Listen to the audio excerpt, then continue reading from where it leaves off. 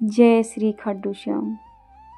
आज हम सुनेंगे उस महान वीर की पावन कथा जिन्हें स्वयं भगवान श्री कृष्ण ने कलयुग का सहारा बनाया, जो अपने वचन, शौर्य और भक्ति के कारण सभी भक्तों के दिल में श्याम बाबा के रूप में बसे हैं। आइए मन को शांत करें और आरंभ करें खाटू श्याम जी की दिव्य कथा। द्वापर युग के समय महाभारत का युद्ध होने को था।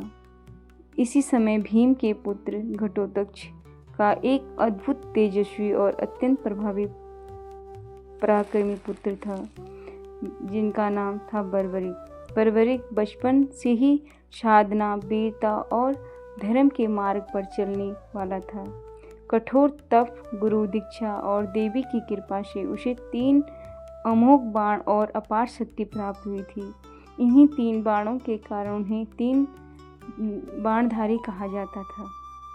उनके तीनों बाण इतने शक्तिशाली थे कि एक बाण से वह शत्रुओं को चिन्हित कर देता, दूसरे से अपने पक्ष को और तीसरे बाण एक ही क्षण में सभी शत्रुओं का संहार कर देता। युद्ध की बात सुनकर बर्बरिक ने निश्चय किया, मैं उन लोगों की ओर से लड़ूंगा जो संख्या में कम और शक्ति में कमजोर होंगे। यह प्रतिज्ञा अत्यंत पवित्र थी, क्योंकि बर्बरिक सदा धर्म के पक्ष में खड़ा रहता था।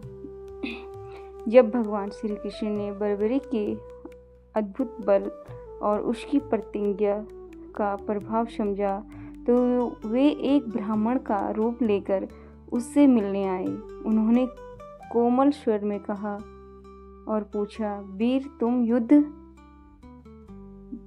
के मैदान में किसका साथ दोगे? तो बर्बरिक ने विनम्र से उत्तर दिया, प्रभु, मैं उन्हीं का साथ दूंगा जो कमजोर होंगे। भगवान श्री कृष्ण मुस्कुराए और उन्होंने मन में चिंता थी कि युद्ध में हर पल ताकत का संतुलन बदलता रहेगा। यदि कौरव कमजोर हुए, बर्बरिक उनकी ओर हो जाएगा। यदि पांडव कमजोर हुए, वह पांडवों की ओर हो जाएगा। इससे धर्म की रक्षा असंभव हो जाएगी। भगवान श्री कृष्ण ने उसकी बाणों की परीक्षा ली।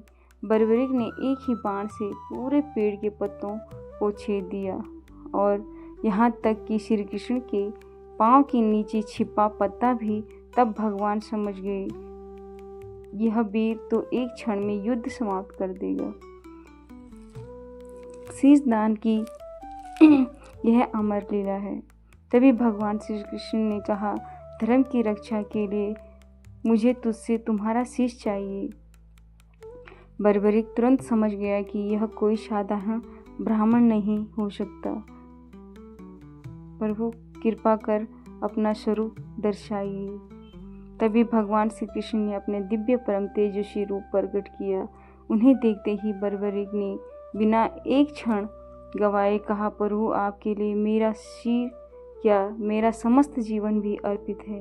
मैं अपना शीश आपको दान करता हूँ। और उसी क्षण बर्बरिक ने हंसते हुए पूर्ण श्रद्धा और आनंद के साथ अपना शीश दान कर दिया। भगवान श्री कृष्ण अत्यंत प्रसन्न हुए और वरदान दिया, हे बर्बरिक, तुम कलयुग में मेरे रूप में पूजे जाओगे। तुम्हारा नाम श्याम होगा। तुम हारे हुए का सहारा बनोगे, दुखियों की पुकार सुनोगे और सच्चे भक्त की हर इच्छा पूर्ण करोगे।